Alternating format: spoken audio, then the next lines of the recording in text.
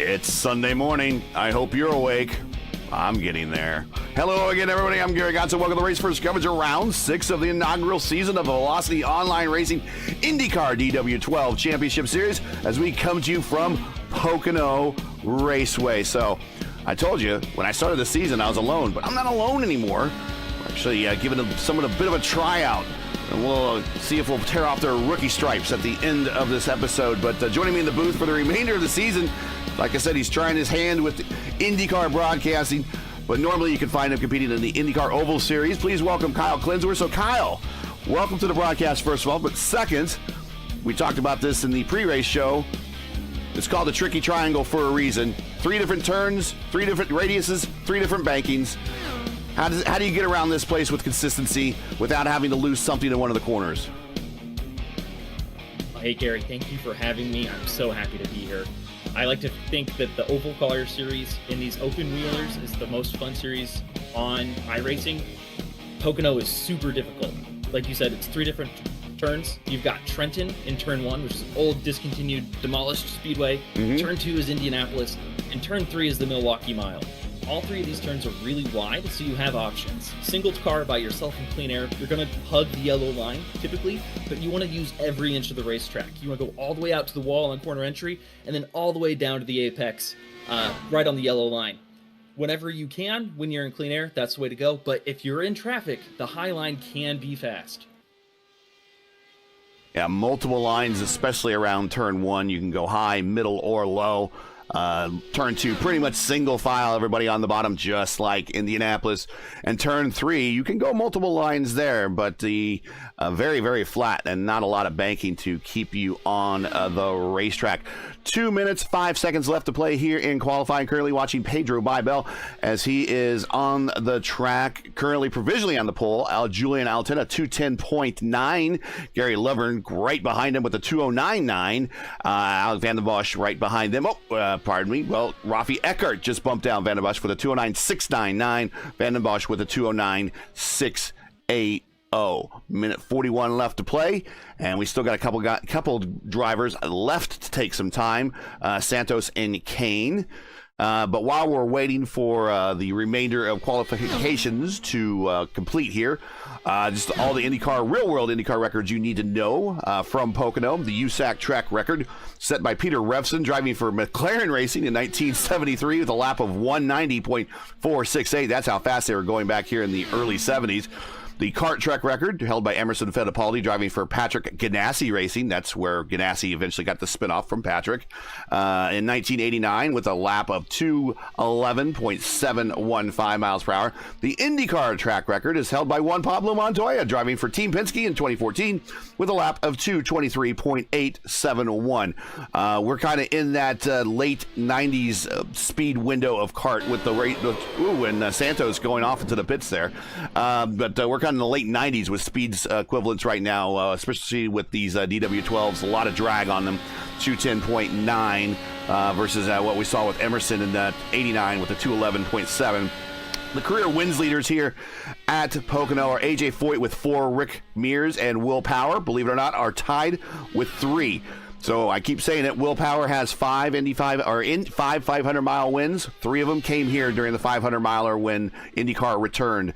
Danny Sullivan, Al Sr., and Bobby Unser each have 2. So we're getting ready to start lining up and go racing. 6 seconds left, and Julian is going to get that pole. 2-1-0 right now.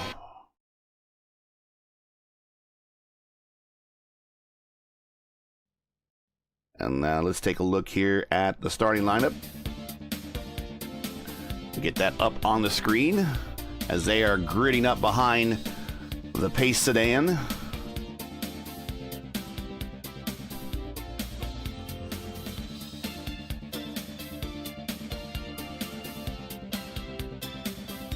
There we go. Julian Altena on the pole with a he was by far and away fastest car on the racetrack by 2/10, really. 42.7 versus Gary Lovern's 42.9. Rafi Eckert third with a 42.9. Alec Van den Bosch back there in fourth with a 42.9. Pedro Bybel also with a in the first in the 43 bracket with a 43 flat. And Yaroslav Decoy with a 41 Excuse me, 43-1 for P6. Moving on back. Sergio Vicente 7th, Alexander Bonney 8th, John Christensen 9th, Sebastian Kinder 10th, Mauro Ramirez 11th, Hunter Bogdan 12th, Edison Santos coming from the rear will be 13th, and Lee Kane 14th. Only a 14-car field here, 80 laps. Should be a fairly quick one. A lot of wide spaces here. It's really hard I want to say it's really hard in a car like this, even though it's a big car, with a track this wide, to maybe get some car contact with somebody. But we'll see, because they still have to race through turn 1 for the first time, and then after that, their field's going to get pretty strung out. So maybe we'll see a couple cautions. Maybe we won't. It just remains to be seen, but should be a pretty quick one. 80 laps here at Pocono.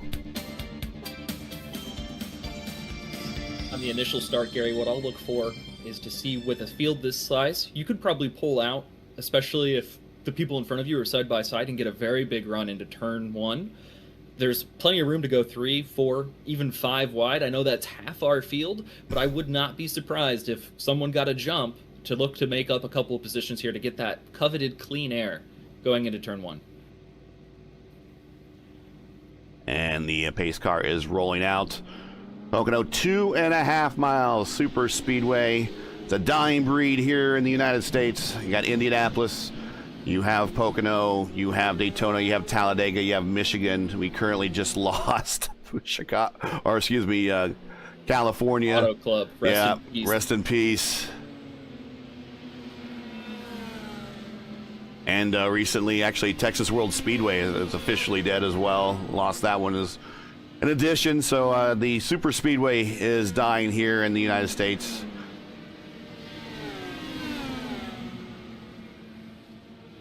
This place is huge. Ontario. Yeah, before that, Ontario. This place is, and look at who's on the bottom there. Is that Eckert? Yeah, Eckert was on the bottom there, trying to, at least during the pacing lap here, trying to save some precious drops of fuel by riding on the apron. Strategy already in play.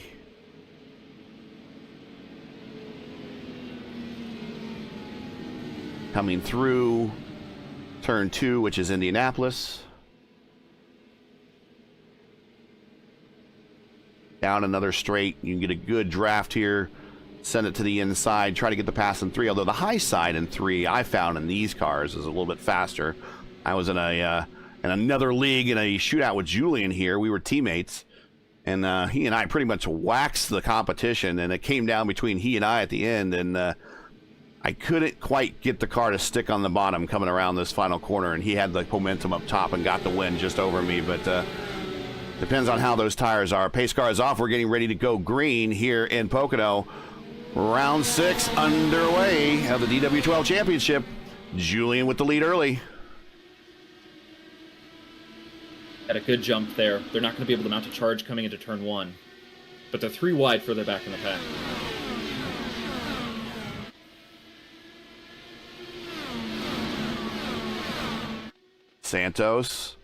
Eckert with the run on the high side over Lovern. Lovern went low exit, and Santos took the high side, continued the momentum, went right around. Santos and Eckert in the same car, but Rafi Eckert now moved him up to 2nd, moved Gary Lovern back to 3rd, Vanden Bosch 4th, Bybel 5th. There's Seb Kinder side by side, sticking his right front underneath Donskoy, not quite able to pull it off. Alexander Bonney right behind him in the draft. And then Bosch out on Lovern. They get the position going into turn 1. Lovern staying high. Car up against the wall. That might have been Sergio.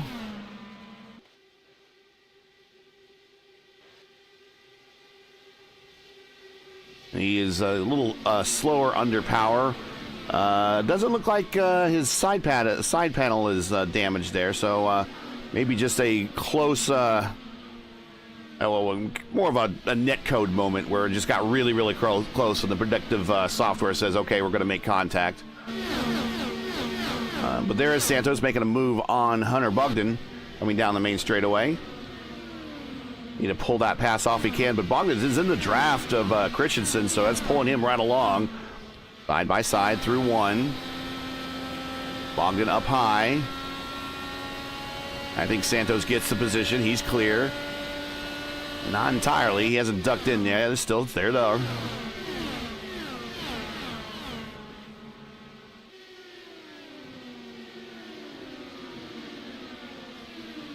It's a game of chess, really, when you're racing here, especially when you pull out to pass somebody, because if the car you're trying to pass is still in the draft of the car in front of you, he's actually going to have 3 wide on the main straight here. Let's take a look at that one. That's Kinder, Donskoy, and Bonnie. Donskoy. Yep. And they got stacked up in 3. And it looks like they just took different lines and had different amounts of momentum coming off the corner, and they were able to fan out down the front stretch. And they're going to do the same thing here down the Long Pong straightaway before the short shoot coming into 2. All right, boys, you can't go through their 3 wide. Get her settled. There we go. Seb Kinder really was in the worst shape of them all. He was going to be on the high side. There is no other high line through 2 to go faster. Everything's on the bottom. In fact, Seb looks a little unsettled at the moment, so he's trying to get back into a normal heartbeat. He's going to have a big run here coming into turn 1. Oh, he lifted. He could have sent it right in the middle there if he wanted. Early in the race here. 5 of 80 in the books. And let's send it up front. I think we're going to have a battle here brewing for the lead. Rafi Eckert is caught back up to Julian here. Now, how soon is he going to attack, or is he just going to try to save some fuel here? Again, fixed setup DW12, none of the tools that you're used to in an IR18, if you follow the IR18 series at all, are available to you in the DW12. It's pretty much your hands and your foot.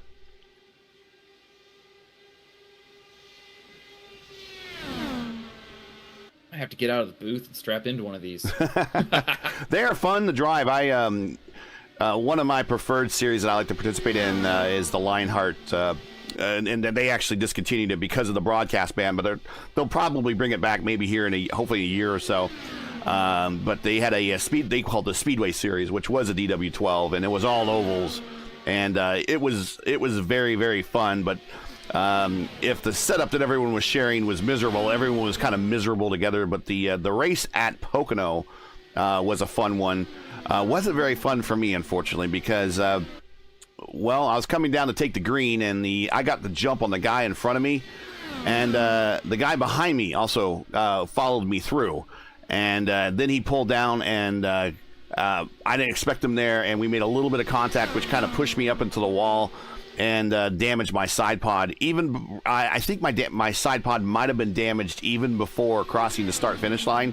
And they have, I believe that was a 300 or 400 mile race. And the remainder of my race was at very slow speed. So here goes Rafi Eckert down low on Julian, got the run, but he will not have the momentum. He's trying. There's Julian with the lead on the start-finish line, coming down the one. Car into the wall. Seb Kinder back off of 4. And he punches out, but that is day done for Seb. Unfortunately, we've seen that so many times. I've been a victim of that, coming off a corner number 3, and the back end just kind of comes around on you when you start getting that right rear too hot. To me, it looked like there's pressure from behind.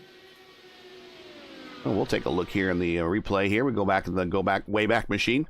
Eckert did pull off the no contact, hard racing. Okay, we'll take a look at it here. Eckert did pull off the pass with Julian.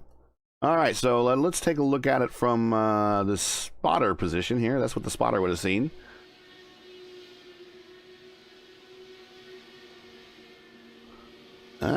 Maybe kissed the wall, and that just kind of helped. Dirty air, definitely dirty air. A little bit of air wash. Yeah.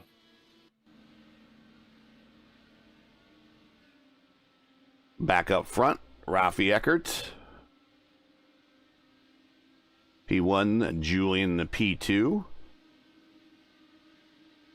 Alec Vandenbosch and Pedro Bibel in one of the closest battles on the racetrack. Here, the battle for third as they go through turn 2.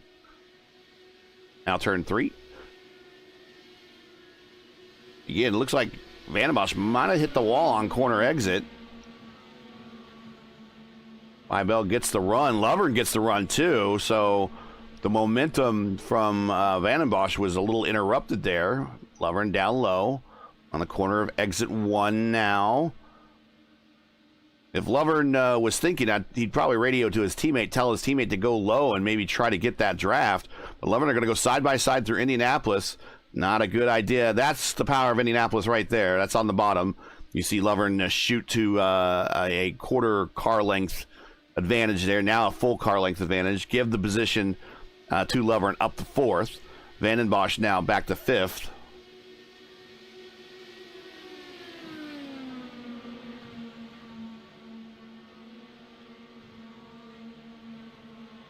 And then Van den Bosch decides, I want that position back. So he goes down low into 1. Look at the momentum for Lovern up high as he closes the gap now side by side down the straight. Coming into 2. Everybody will go to the bottom of the racetrack now. Single file. There we go. They called it the tunnel turn, of course. You just saw briefly there in the shot, the tunnel.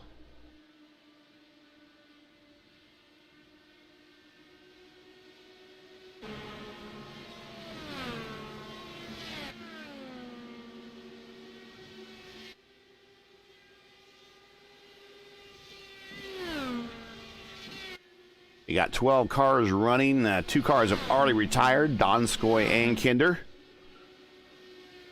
Thanks, everybody, for joining us. And this is a very early Sunday morning for the 6th round, or as a broadcast peer might like to say, the penultimate round of the VOR DW12 championship. Next week will be the final race, and that will be at Indianapolis. We'll get the schedule here up on the screen here momentarily to show everybody what's going on here in the league. There it is. March 3rd, Indianapolis, another 80 laps. Now we'll round out the inaugural season. And there is a season 2 brewing. We've told you about that as well. And this is the tentative schedule right here for Season 2, starting off at Michigan on April 5th. Then Gateway on April 12th. Texas Motor Speedway, Daytona. They're going to do a little drafting, a little pack racing there, round 4, May 3rd. Back to Indy on May 17th, and Auto Club Speedway to finish the season May 24th. Season 2, if you're interested, join the VOR Discord, sign up. These cars are fun to drive, though. Very fun to drive, even without all the tools that you have. Actually, it's a bit more refreshing to drive without the tool set because you're just really relying on your hands and your foot and really your eyes to get the good line around the place. And the field size is so small. I mean, you may have one teammate, right? But you're not going to have a dedicated pit strategist or something like that what'll help you make live calls. It's kind of, you have to be your own crew chief.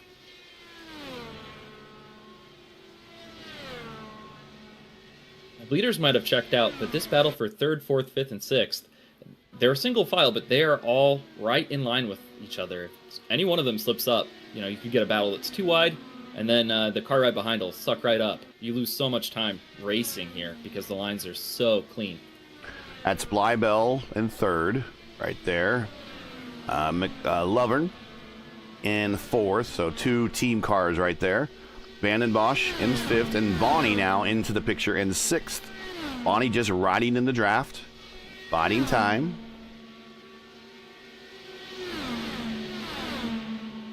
A little bit further back in 7th is John Christensen by himself. He has about a 2.5 second deficit to Bonnie and about a 2.5 second deficit back to Santos, so he is kind of in a no man's land at the moment. Santos in a battle with Vicente. This is for 8th.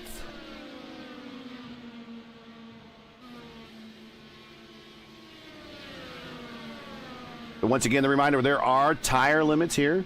They have, whoa, Santos hits the yellow line, gets squirrely. That's going to give Vicente the momentum on the high side. He has to give up that position in order to get back up to speed. You saw it right here. So, yeah. We have a saying here, Kyle, on the program. It's been, I think we started quoting it way back when we were covering the Indy Fixed Series for the very first time is apron bad. And Sergio, or not Sergio, but Edison clipped that apron, and it started to bring the back end of that car around. And there's a lot of banking. It doesn't look like it, but there's a lot of banking in one. And if you clip the yellow, that's not a good thing. Yeah, it'll totally de-wedge the car, make it very unstable. It's almost like you put 40 extra rounds of weight jacker into the right side. Turns you right around. Sergio got really lucky on that last lap. He tagged the safer barrier twice, once avoiding Edson, and then once just washing up out of 2, I think pushing to establish a gap. And luckily, no side pod damage for him right now. Looks like he's still at pace. Now, there's one area where you can, turn 3, you can get low enough, and if you can clip the apron of the rumble strips a little bit there to help the car turn. I've seen drivers do that. But nowhere else on this track do you want to get down under the yellow line. I have gotten too greedy with the rumble strips before. IndyCar and in the Cup car, you put both left sides down there, you gas it up, and sometimes it does not stick. Yeah, the rumble strips giveth. They sometimes help the car rotate, and then they take away because sometimes they help the car rotate. So, so yeah, if you use them too much, that will unload the car. But if you use them just enough, that will help the car rotate just enough to kind of help you get through the corner. That's on the right now, and we're watching Sergio Vicente turn 3. He's a lane off the bottom right now, so he's well off those guys. Those tires are kind of giving up at the moment, and the big thing here at Pocono is just keeping your momentum up, because momentum on every single one of these corners is really, really key, because he needs to somehow find 2 seconds to reel in Bonnie, and that's really tough to do on the racetrack if you make a mistake. And then, of course, Bonnie, is racing with somebody. Actually, it's back up to the Christensen right there. Sorry. There's Christensen. So he's trying to make up that distance to Christensen. But Christensen also has no one to race with either, so that could be a battle of steady hands. We'll see how that one, who has the actual fastest line through the place. But they're trying to all catch Bonnie, Vanden Bosch, and Lovern, and they're all kind of all in a pack and drafting off each other and trying to stretching their advantage a little bit over those two. 20 of 80 in the book. Sorry about that. Go right ahead. It's okay. The third place car, Pedro, is catching Julian. He's about 0.3 a lap quicker here the last 4 laps. A couple more laps, he's going to be in the draft, and that lead will diminish, and we're going to have a fight for second here in probably 4 or 5 laps.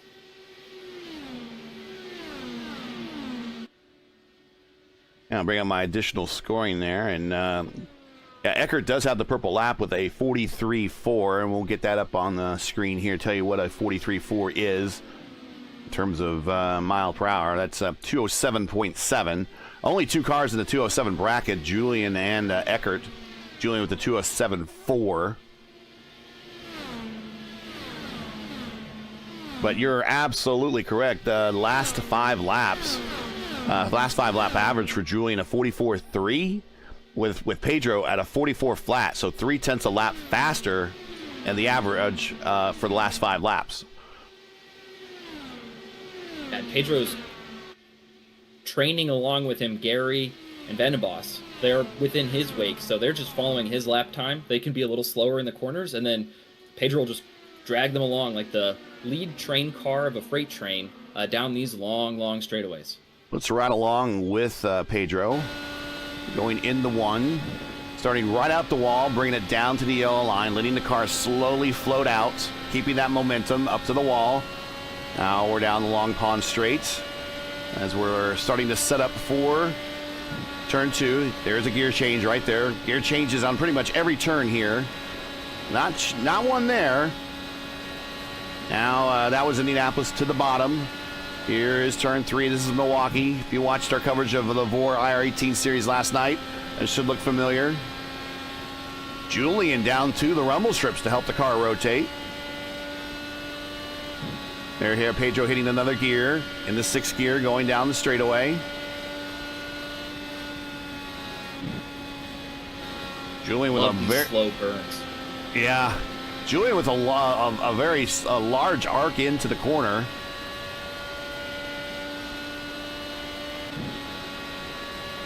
You're right. They are within that draft envelope, and when you're in the draft envelope, course, you're going to feel the benefit of the air, the hole in the air that is being punched in the air by the car in front of you. And then, of course, the other thing that you're going to feel is the aero wash. And that's kind of what Bybel is starting to feel now. Is he went lower into 3 that time than before. So he's trying to help the car rotate, give himself more room on corner exit. Bybel got his left front on the apron. Easy thing to do. Apron bad. Yeah, apron bad. And there you go. We developed a new race first commentator, folks. Oh man, Pedro just tagged the safer coming out of 2. Let's see if he got away without damage. Oh, he's got right side pod damage.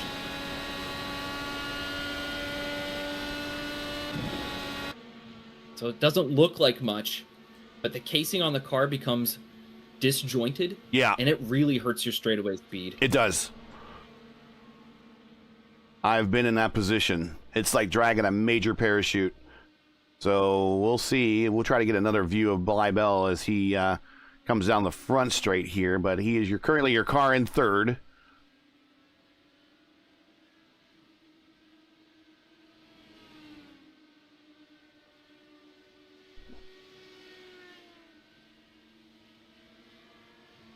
Take a look at the side of his car there. He's up against the wall. Tough to see, but he might be. He might have some damage. Last time by, he was a 43.9, where Julian was a 44.1. So maybe not. We'll see. Maybe Julian's injured. We don't know that. We've kind of been watching as the battle for first and second kind of unwound and not it was close as much. And we've been kind of looking back here at this battle for 4th, 5th, 6th, with 3rd, 4th, and 5th and 6th with Bybel, Lovern, McVandenbosch, and Bonnie. We could have missed something, but Julian is headed to pit road, I believe, as well as Lovern. Yeah. So this might be a team splitting strategy between 2 of the VOR cars. Christensen goes on by, so he's staying out. Pedro is staying out, so the VOR team's splitting strategies. And you were exactly right about Julian being injured. His right side pod is also disconnected. All right, well, we'll see if he gets to the pit road here. Not in the wind. No. But you can see there's separation there.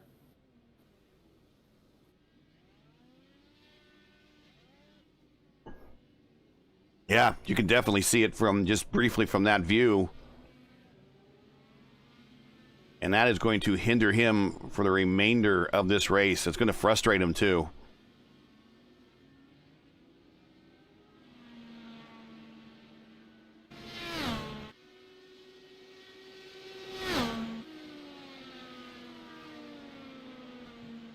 Lovern, though, all his side pods still look good. So he is keeping it, pardon the pun, clean and green.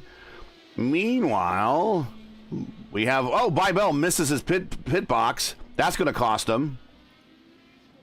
He's having a hard time getting in there. Now he's finally getting service. It's now cost him 2 positions, at least 3 positions. He's down in the way, and he's going to come out with teammate Christensen. So now move Vandenbosch up to 3rd as he's coming off a pit road right now. Lovern getting around him.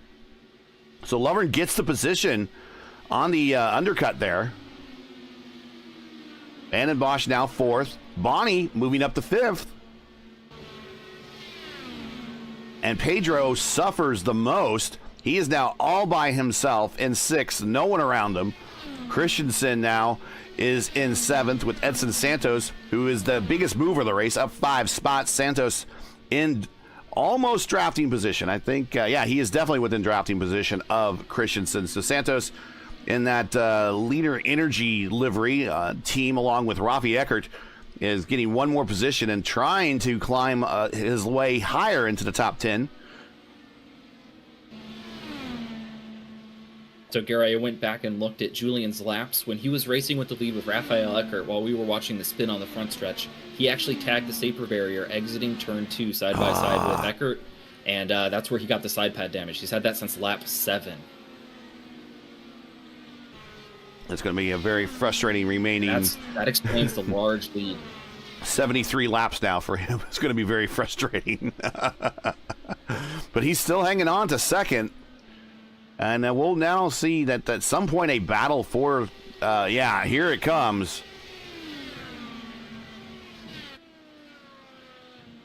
And that's Lee Kane. That is that's Lee Kane. He's in 12th, a lap down. We got a bit of a draft train here. Oh, and Lee into the wall. Oh, Kane's in the wall.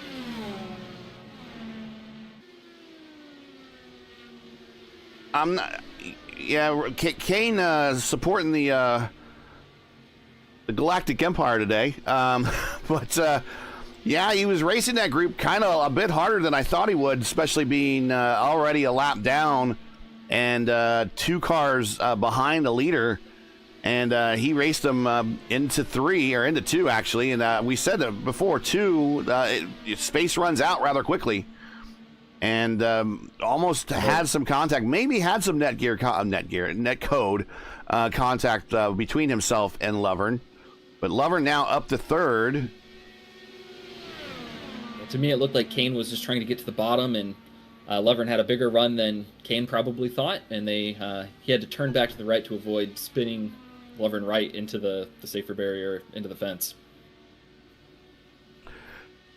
Now, you know, when you're in a race that doesn't have a lot of cars, and then you start making laps and you start kind of zoning out, I mean, how important is situational awareness? I mean, is one of the things, is the relative one of the black boxes you have up all the time when you run?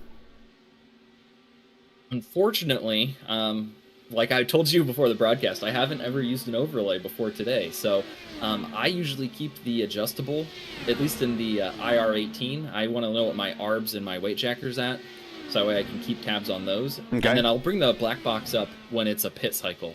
So I got burned really badly. I was leading at Homestead earlier this season and fixed, and pulled up on the track and got rear-ended because, oh no, we got trouble in the short chute.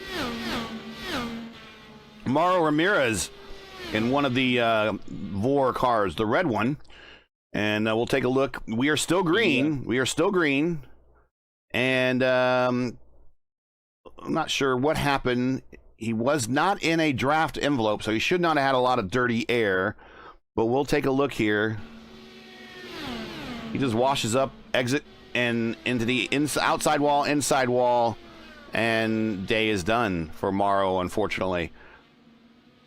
So turn 2, yet another victim of turn 2. I've been there. I've been a victim of turn 2. I like to make the other drivers a victim in turn 2. You take the Max Verstappen approach. You put your car beneath them, or you pinch them down, and you say, this position's mine, or we're both crashing.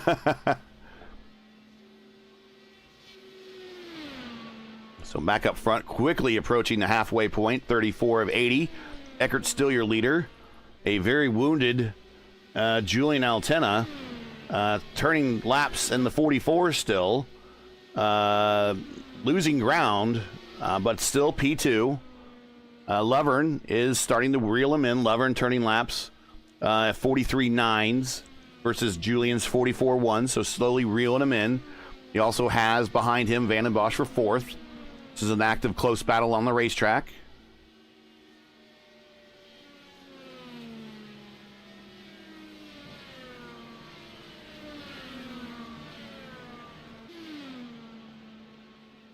And then just you see on the corner exit there's Alexander Bonney. He's involved in this battle just a little bit further back. Once they get in direct contact and start slowing down a little bit. John Christensen losing a position to Bleibel. Bleibel now the 6th. I think they're swapping positions right here. Oh! Pedro in the wall on exit. Turn 2's been calamity quarter today. Well, everyone's trying to, in order to keep your speed high, is you keep unwinding that exit, unwinding your wheel on that exit to, minimize the scrubbing speed. And a lot of them are just, unwinding at the last possible second and giving the wall a kiss. We've seen a couple do some amateur demolitions and try to knock the wall down. But we haven't seen, we've seen a majority of people just give that wall a little bit of a kiss.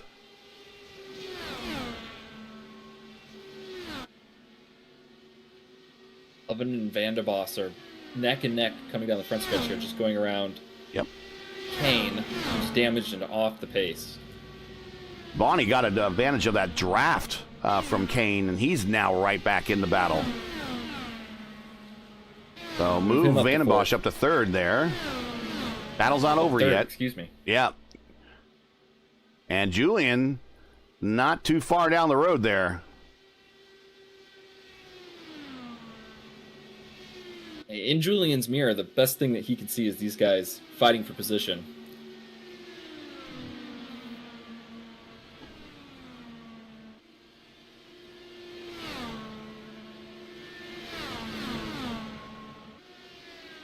Bonnie's going to have a big run this lap on Gary Lovern. Sends it to the inside. There he goes, making a move into one. Sends it to the inside. Not the fastest line. It is a shorter line, but not the fastest line. Still side by side going down Long Pond Straight. Now, what you see there is you see Lovern still in the draft of Vandenbosch, and it helps pull him along. Bonnie has no choice but to get back in line. Single file through turn 2.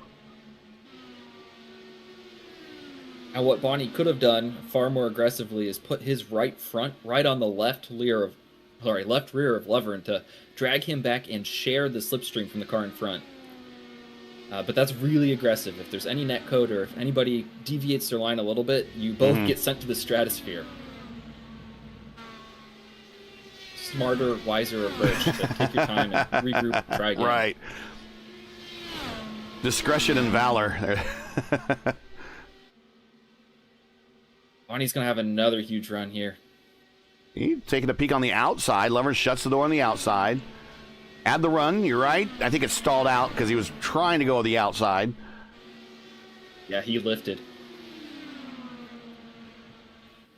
Again, being very patient, very wise here. Way more patient than I would be. I would be pushing the envelope every lap here. And time is running out. We're halfway done now. 40 laps. That's 100 miles. And he gets a good run, pulls it out. Let's see if he gets down low. I think he might get it on exit. It'll be very close. There you go. Corner exit. Bonnie gets it. Move Bonnie up to fourth. Lovern back to fifth. So he just had a really good run. Sent it down low.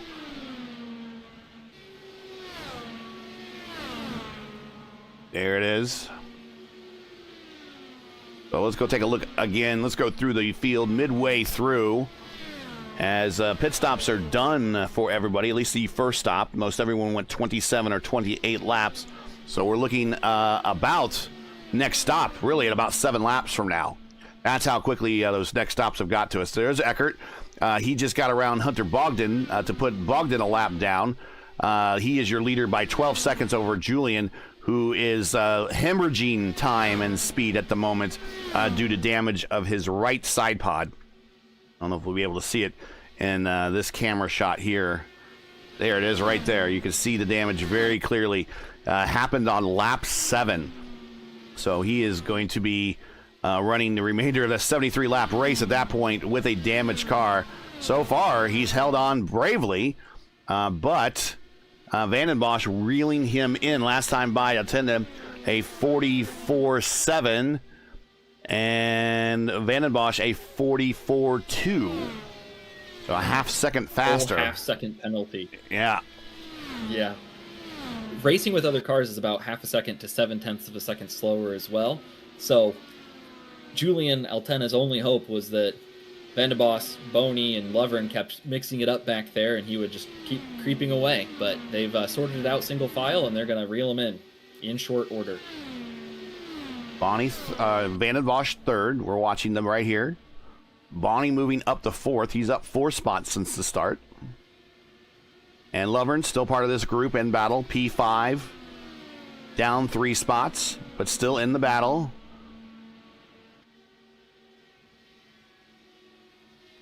A little bit further back, Christensen and Pedro, 6th and 7th. They're in direct contact with one another. I think Pedro keeps trying to knock down one of the walls here on the racetrack. I don't see any damage on his car, but he has made some contact before. And that's Christensen over by Bell. Pedro, go ahead. They're not safe barriers. They're safer barriers, right? Boss is making a move here on Altena for second. Exit of 3, going to get the draft down the longest straightaway in all of oval racing. To the inside, Julian's just going to hold his line. Julian knows that high line is quicker, but he's just so much faster on the straight that he can't hold him off. Moo Vandenbosch up to P2. Now, Bonnie is going to experience the Altena effect next as he moves now closer to the back end of Julian. Try to move up into the top 3. Bonnie, by far, one of his better races of the season.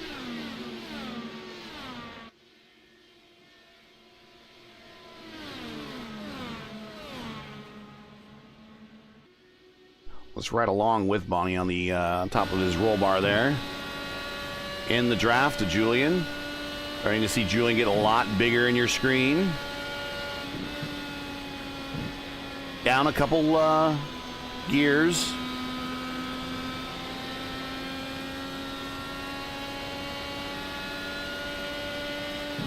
There you see him grabbing another gear and grab another gear. Julian clips the apron there, yellow line. That's going to get the momentum here to Bonnie. Bonnie's looking at the back end now very clearly of Julian. Going to the outside in turn 3. Julian hits the rumble strips, help the car rotate. Bonnie's going to have a huge run. Running that second line there allows you to have more speed on corner exit because you're not in the wash. So you unwind the wheel earlier, and he sticks it to the outside so aggressively. Yeah. What a move for Bonnie. If he stays in this lane, he goes a crossover. If he stayed in that lane, he should have had a run on the high side, but Julian still... the one thing separating these two is definitely, I know Julian has run these cars a number of times, and I'm not really quite sure of what Alexander's skill set is, but in terms of experience, I know Julian has a ton of these cars, and that might be what's helping Julian in this battle is just experience. I think, honestly, Bonnie is very patient. Yeah. Far more patient than I would be. Risk averse, but it's paying dividends. He might end up with a podium here, biding his time. And this time he follows Julian down to the yellow line. Going to get a big run off the top side here, up at 1. Not enough to get Julian into 2. I've noticed that Vandenbosch has not disappeared. Oh! No, he's only 4 or 5 car lengths ahead Wow! of That was a big lift for Boney coming off of 2. there.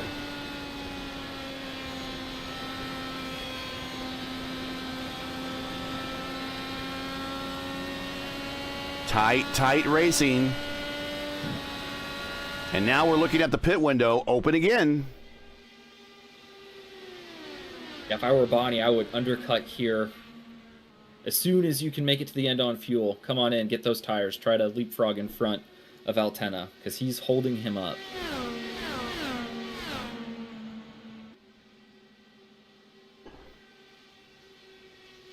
I think they'll have to do one more stop after this. Because the first stops happened at lap 27-28. So now we're looking at 48-49 as the second round of stops. And then we'll be into the 60s and should get home after that point. I think we still have another stop after this. And let's see, do we have anybody on pit road taken? Nope. We did have Gary Lovern flash out there momentarily. He is back.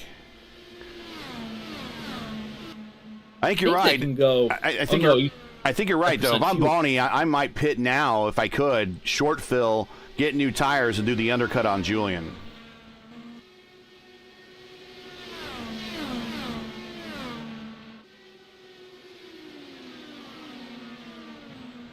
I think literally what's helping Julian is he's managed to stay. Ooh, he is way down on those rumble strips, but he's managed to stay in the draft of Vandenbos, and that's really helping him right now. Build your own massage chair if you've got a real feel sim seat.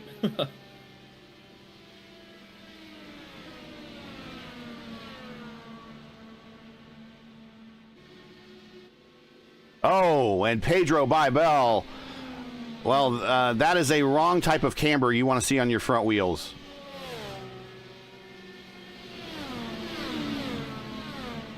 And right in front of the leaders, too. Does he get the car down off the wall? Not sure what happened to Pedro. We'll go back and look and see what happened here. It was really weird. It looked like maybe his wheel disconnected. He was going through 3 just fine, and then turns right into the front stretch wall.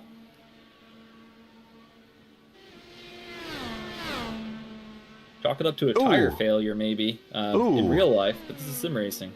Yeah, that looked like it might have been a wheel disconnect or something. Very odd. He's on pit road. Ralphie Eckert still your leader by 16 seconds. He's all by himself in a different zip code, turning the fastest laps consistently. He can make an extra pit stop. Maybe we can radio him and ask him to take an extra stop, make it a little more interesting. So we're going longer than I expected on this first stop, or the second stint, excuse me. So if you looked at where they stopped the first time, the window is open. Vicente in pit road right now. Coming down. This, I assume, is a scheduled stop.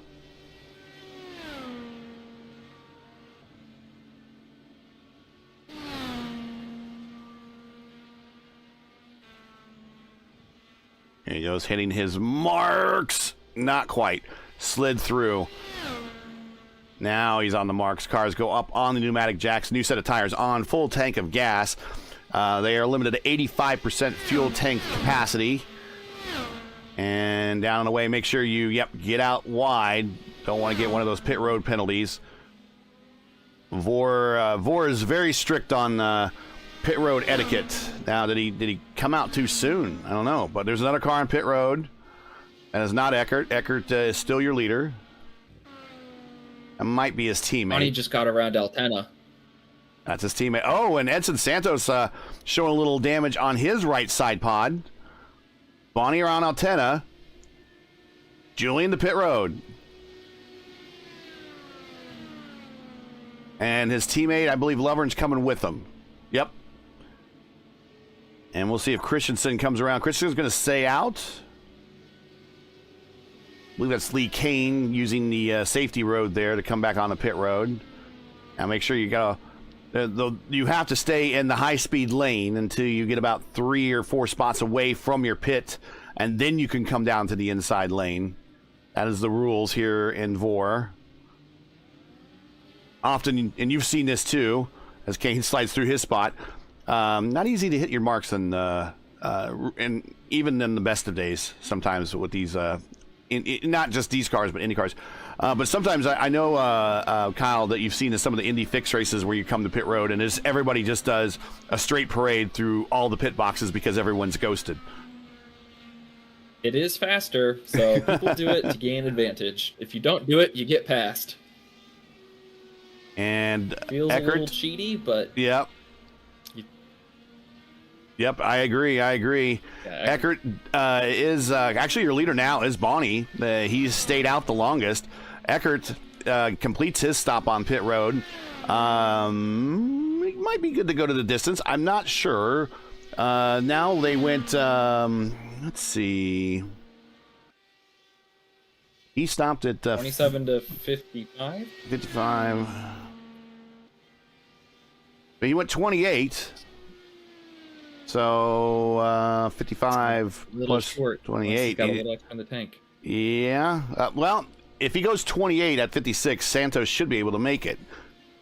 But maybe they're done. It depends on really how early they stopped. Bonnie spent that whole last run right behind Altana, so he probably saved about a lap, maybe a lap and a half. And he's down on the way right there for his stop. Yellow on the track. Yep. Where?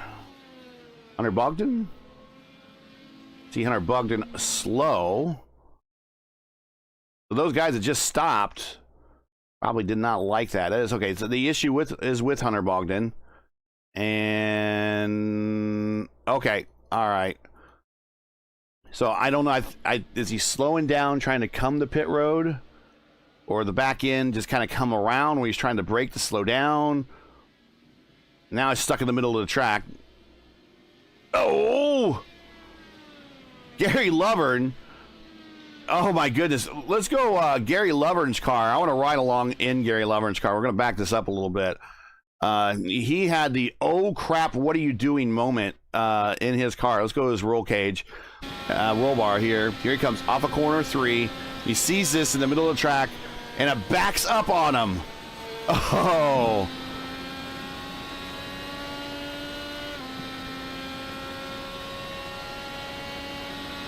Hold the brake. That's wreck rule number 1. And that's where having the black box set to your relative helps a lot. The spotter in the game is pretty useless, telling you if someone's coming or not. So I think for sure actually, now... everyone who pit under green... Yeah, go ahead. ...is at an advantage because Pocono is so big. When you pit under green, you do not lose a lap to the leader unless you are just about to go a lap down anyway. So I think we had gone through... Everyone had cycled through. So if they were close on fuel here, you might top off, but I would expect a lot of people to stay out. Yeah, I think they're good to go now with this caution. If anyone was short, now they're probably good to go. I think Santos was good to go, or excuse me, Eckert was good to go. Keep getting the two Brazilian cars mixed up. But actually now you can, here comes Julian and Lovern coming in to top off. Interesting. They're giving up second and third place. Maybe for new tires? I don't know. There's Santos. Santos, I would think maybe if they wanted to... Go ahead. Yeah, if they wanted to run full burn, I think they might have been right on the cusp. So... Now, Santos running through all the pit boxes. That is not going to be looked at well by race control. And he's done. Nope, then he's back. So... Oh, I know what he's trying to do. Okay. So I think he's trying to get some additional damage reset by if you come short to your pit and then do a tow. There's a bug that sometimes fixes damage. And what he's doing now is, again, you mentioned it, he would get the tow penalty, but because this track is so large that you could do the tow penalty, do a pit stop, come out and still stay on the same lap, not lose a lap. But I think that's what he was trying to do there. He's up in the top 10. Pod damage about Yep. About the same as Julian Altana's. So Pedro is at this out. Point, who doesn't have side pod damage? Yeah. Well, Eckert, I don't think does. Christensen now up to P2. I don't think he does. Bonnie has been driving a very safe race. I don't think he does. Julian, we know, does. Julian is 4th. They have a ton of, they have 2 cars a lap down between them. Vandenbos, unfortunately, fell a lap down as a result of his stop. So I'm not sure what happened there. Hunter Bogdan brought out the caution. He is a lap down. He's right there between, as one of the cars between Bonnie and Julian. But yeah, Vandenbos was as high as 3rd at one point. Actually, 2nd at one point. We're going to see hopefully a 60-lap sprint, or excuse me, 60-lap. We're going to 20-lap sprint starting at lap 60. Lights are out on the pace car. We're going green next time by. Thanks everyone for joining us. If you're new to the channel, make sure to click subscribe. Make sure to click the thumbs up for helping the algorithm and everything for us. and click the bell. Make sure to get reminded of future Race First iRacing broadcasts. We got a lot of them. We got a lot later tonight. Broadcasting note: Season 7 of the Dark Horse Racing Series DW12 IndyCar Series will be tonight. Round 1, Kansas, starting at 8:50 p.m. Eastern Time. Join myself with Ryan Eric King from jalopnik.com. He will be joining me in the booth, and we'll kick off Season 7, Round 1 of that long-running DW12 series, the Dark Horse Racing Series. And it'll be their first appearance here on Race First, so happy to have them. That's later tonight. Meanwhile, right now, right here, 20 laps to go, going green. Rafi Eckhart has pretty much dominated this race simply by keeping very good care of his car. Yeah, he reeled in Julian at the start. Julian made a little bit of a mistake and suffered some side pod damage, and from there it's been smooth sailing for Rafi.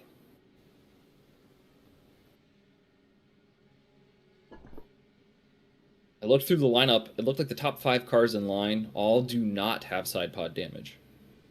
So we may have a competitive restart here, and that huge lead that Eckert had amassed is now erased. So resetting here with 20 to go. And we're green. Eckert gets a good jump over Christensen now to 2. Here comes the snake. Something very similar, very familiar if you race Indy cars here at Pocono, a very close quarter IndyCar racing. The snake down the front straight, trying to break the draft. Are you a big subscriber to the snake? If I'm in the lead, I will snake until I have scales and fangs. If I'm in second and there's no one behind me, I become the snake's tail. So I always thought it was scrubbing off speed unnecessarily.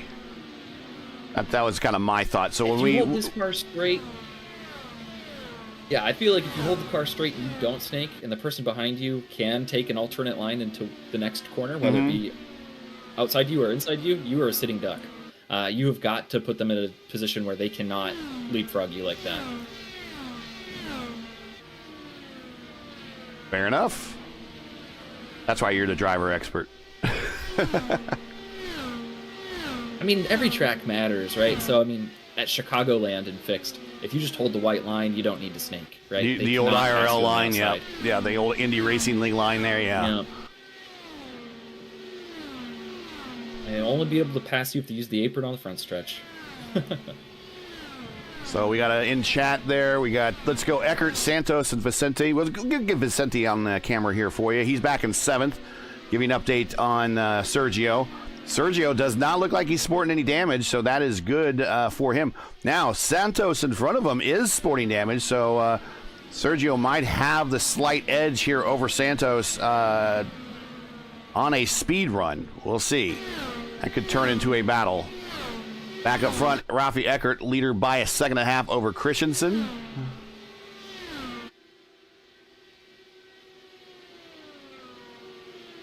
Bonnie in 3rd.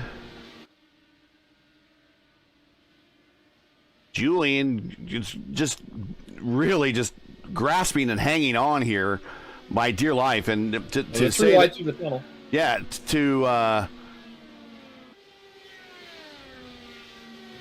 sorry about that, Gary. That's okay. Sergio just got moved out of the way in turn 3 as Van de Bosch wanted to split them coming back up through the field. Yeah, let's take a look here what happened. Unfortunately, we just broadcast our curse on Sergio, maybe.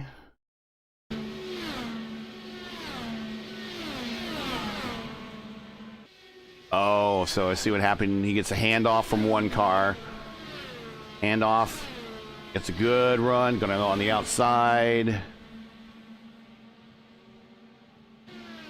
Not in the tunnels in turn 3. Sorry, I misspoke. Yeah, but it looks like he hit pit road smoothly. There was some hesitation there on some other drivers. I don't know if we were looking at a possible penalty or something.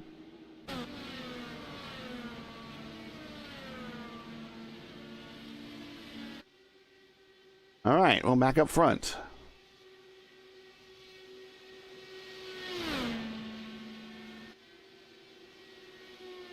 Boney just got by Christensen for second. Yes, he did. Let's take a look at that move.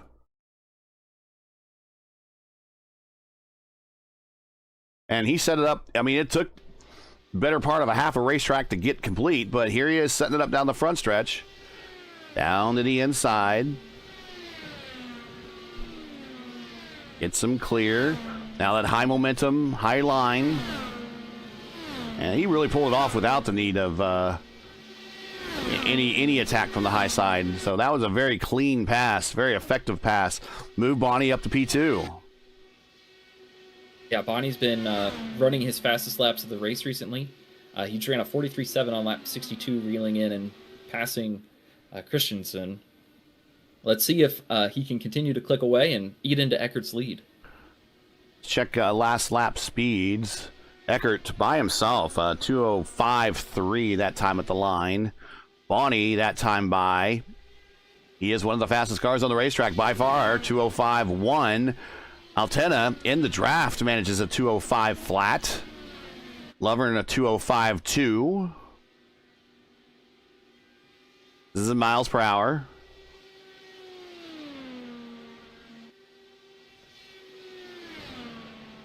We'll check the next lap speed here for Rafi.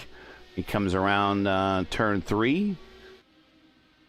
I mean, the 15 to go. Less than 15 to go, actually.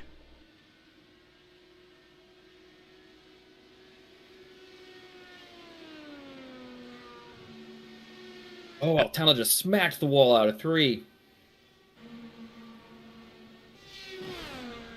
And that now puts him in the clutches of teammate Gary Lovern. Now, when you're working with teammates, I've only seen you run fixed, by yourself and without a teammate. What's your experience, first of all, running with a teammate? And now these two teammates, they got to be talking. What's the plan here? Do you start planning a spot where Lovern can get around Julian safely without holding either one of them up?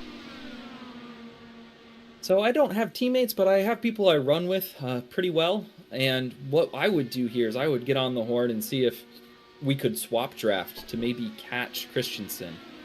2 cars working together are faster than 1 car by itself.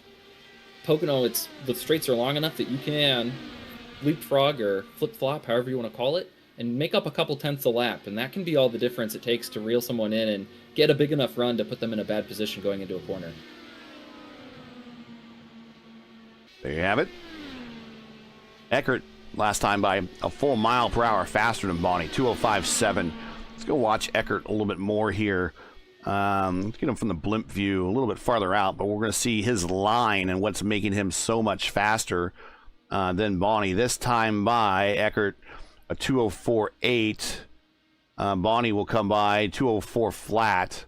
So what is making Eckert here a half 8 tenths faster? I would assume it's tire conservation, right? He got to run the whole previous stint in clean air as the lead car. He didn't have any traffic, anything to deal with. So he had clean air, fresh tires, and just hammered down. I'm going to say pretty light hands, too. I don't think he's scrubbing off much speed. Got to look at the scoreboard, and that fact is proven true. I don't think he's scrubbing off much speed. 2:05.4 last time by Bonnie, 2:03.8. So Eckert continues to pull away. We'll get the differentials back up there. Bonnie leader by 4 seconds, or excuse me, Eckert over Bonnie by 4 seconds. Christensen to Bonnie is 1.5. So they're still in the draft window. This is going to be a battle here soon if Christensen can keep the pace. Julian back to 5th. Lovern got around. Yep. I just getting ready to point that out. So I wonder if they're working together on the radios, or Julian even reluctantly doesn't want to give up positions to teammates, but sometimes you have to for the good of the team. And Lovern is around. Julian is in the rear of this battle by about a second and a half now. So he's getting ready to lose contact with the draft from those two. And very soon, he might actually, depending with 10 to go, if Santos is also damaged. So I don't know if Santos will be able to catch him. But very soon, Julian will be pretty much by himself. Yeah, he hit the wall again after we had talked about the teammate orders, and Gary went by without much fanfare after the next straight. I think Julian just pulled over and let him go.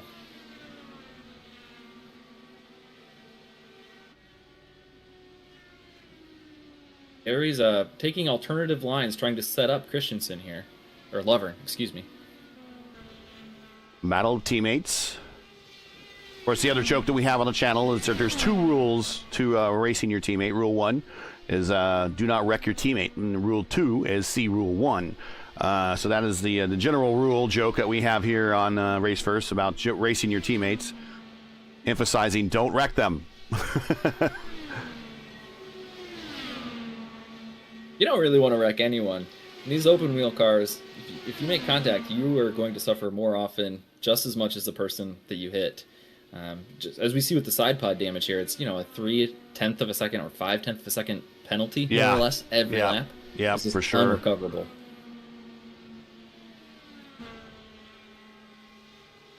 Santos, I believe, into the wall. Here. Lovern down to the bottom to 1 and 2, or excuse me, turn 1.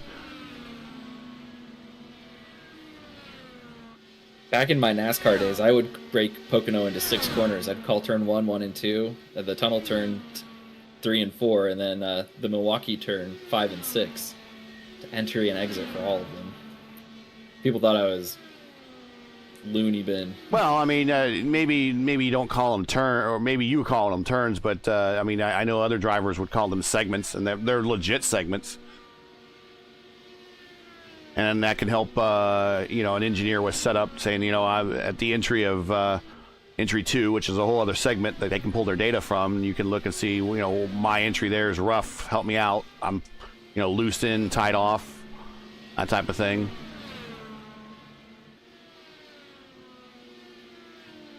You can just see how debilitating that damage is with Lovern just walking away from Christensen now that he's out of his wake.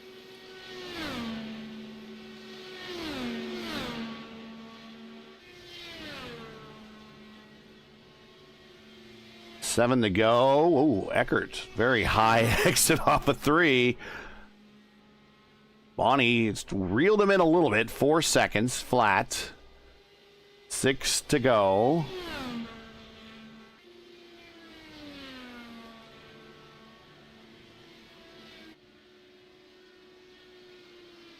It may not look like it, but the end of these stints, the cars get light, the tires are worn and hot. If you were trying to hit a line really, really specifically, or maybe if you ease up 10%, that changes the aerodynamic properties of the car. And I've had races where I was in the lead late, and had a big lead and lifted a little earlier than I thought, rolled into the throttle a little later than I normally would, and it just changes the aero properties, and around I went.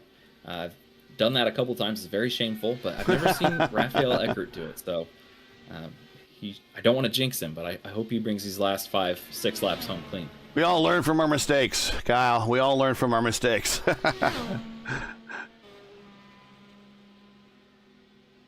Yeah, only 21 laps on this stint here to finish this race, so it'll be right about 26 laps. So about what he's done in his other stints. And the one turn that late in a run on these, and at this track, I love this track. That's, in fact, one of the last races I ran. I didn't do much racing during the broadcast ban because it was really kind of just depressing. None of the IndyCar races, none of the IndyCar leagues were big, and none of the IndyCar races were being broadcast. So I jumped in a DW12 race here and ended up finishing 8th.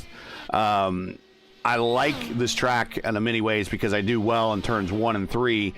2, just for whatever reason, even in a high downforce car and a concept car like the IR01, which we were running here for that race, it felt real light. The car feels real light in turn 2 for some reason. And you just got to have steady hands through there. That's like kind of the last place you really wanted to race anybody. 4 laps to go, 10 miles now. Coming to 3 laps to go.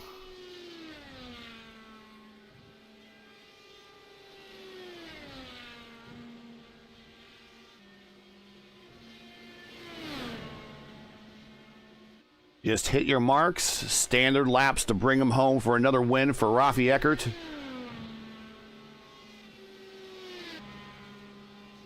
Rafi got the win 2 rounds ago at Texas. 2 out of 3 ain't bad. I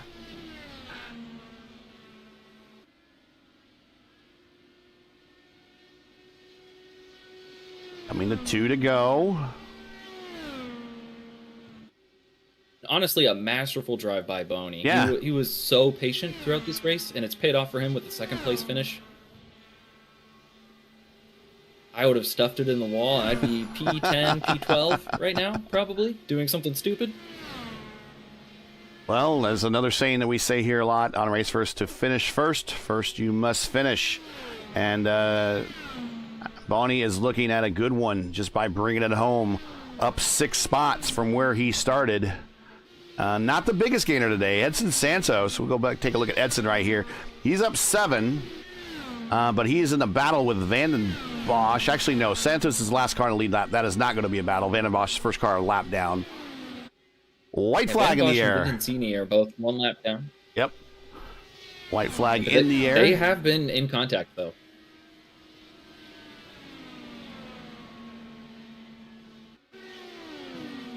Yeah, that is a battle between Vanden Bosch and Vicente. That would be for 7th. We'll get back up front. Rafi Eckert. A moment there in turn 2. Hunter gives him a lot of room, but last place he really wanted to catch a car on the last lap. But coming around Milwaukee corner number 3, looking at the checkered flag, yet another win for Rafi Eckert and the Lerner Energy team.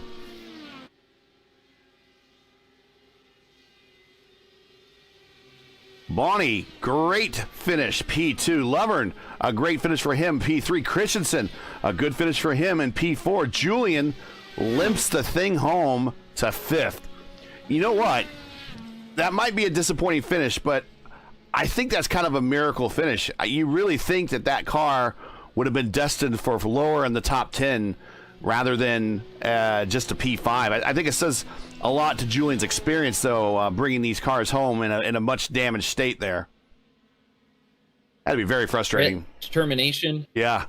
Yeah, you get your heart rate high, and you work as hard as you've ever worked to finish a race to finish 5th. It's really frustrating.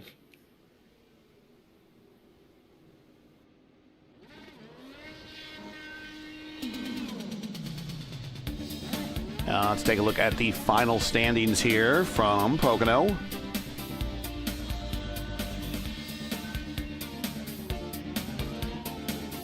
Rafi Eckert with another win, P1. Alexander Bonnie, great finish. I believe this might be his best finish in the league thus far, P2. Gary Lovern with the podium finish in their 3rd. We'll hopefully talk to all 3 of them here momentarily. Christensen, Altina, 4th and 5th. Santos, Vanden Bosch, Vicente, Bogdan, and Blybell back in the remainder of the top 10. Kane, Ramirez, Donskoy, Kinder is your top 14, and I don't think they win a second page. Nope, that was it. Just a 14-car field.